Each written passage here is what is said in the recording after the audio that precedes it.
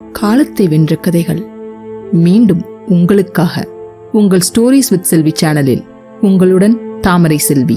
நீங்கள் கேட்டுக்கொண்டிருக்கும் கதை மலைக்கள்ளன். வாருங்கள் கதையை தொடரலாம். இதுவரை விஜயபுரிங்கிற ஊரை காத்தவராயன் மலைக்கள்ளன்னு 2 கொள்ளைக்காரங்க பால்படுத்திக்கிட்டு இருந்தாங்க. இந்த ஊர்ல இருக்கிற செல்வந்தர்ல ஒருத்தரான சொக்கேச முதலியாரோட மகள் தான் பூங்கோதை. தன்னோட தங்கச்சி மகனோட நடவடிக்கை பிடிக்காம பொண்ணுக்கு வேற இடத்துல மாப்பிள்ளை பார்க்க முடிவு பண்ணியிருந்தார் சொக்கேசர்.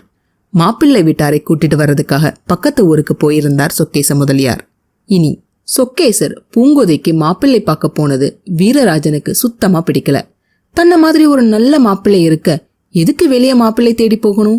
அது தனக்கு எவ்வளவு பெரிய அவமானம்னு மனம் கொந்தளிச்சுக்கிட்டு இருந்தார் வீரராஜன். இந்த கல்யாணத்தை நடத்த விடக்கூடாது, பூங்கோதைய தனக்கானவளா ஆக்கிக்கணும்னு மனசுல ஒரு தீர்மானமே எடுத்துடுறார்.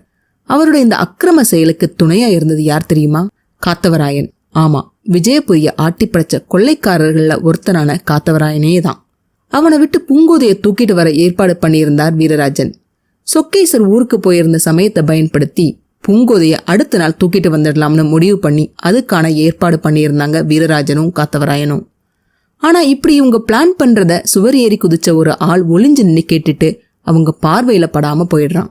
தன்னை சுத்தி இப்படி ஒரு சூழ்ச்சி நடக்கிறது தெரியாம வீட்டுல அத்தை முன்னாடி டான்ஸ் ஆடி பாட்டு பாடிக்கிட்டு இருக்காங்க பூங்கோதை. அப்ப அங்க ஜானகி வராங்க.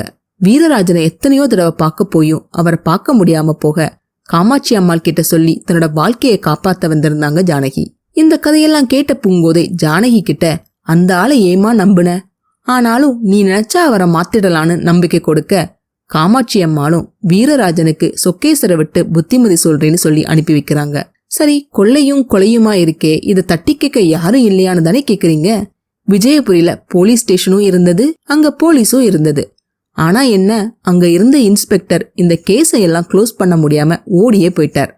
அதனால விஜயபுரியில நடக்கிற கொள்ளைகளை கட்டுப்படுத்த அந்த ஊருக்கு புது சப் இன்ஸ்பெக்டர் ஆறுமுகத்தை நியமிச்சிருந்தாங்க. அவருக்கு துணையா கான்ஸ்டபிள் கருப்பையாவும் இருந்தார். கருப்பையா ரொம்பவே பயந்த சுபாவம், எதுக்கு நம்மளுக்கு அடுத்தவன் வேலைன்னு நினைக்கிறவர்.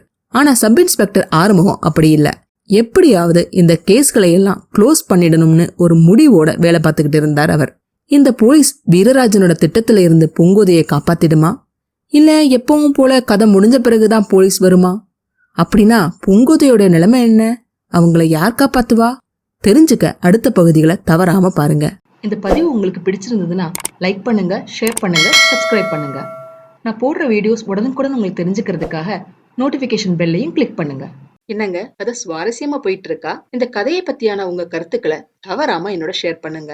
உங்க கருத்துக்களை தெரிஞ்சுக்க நான் ஆவலா காத்திருக்கேன். மீண்டும் அடுத்த பதிவில் சந்திப்போம். நன்றி, வணக்கம்.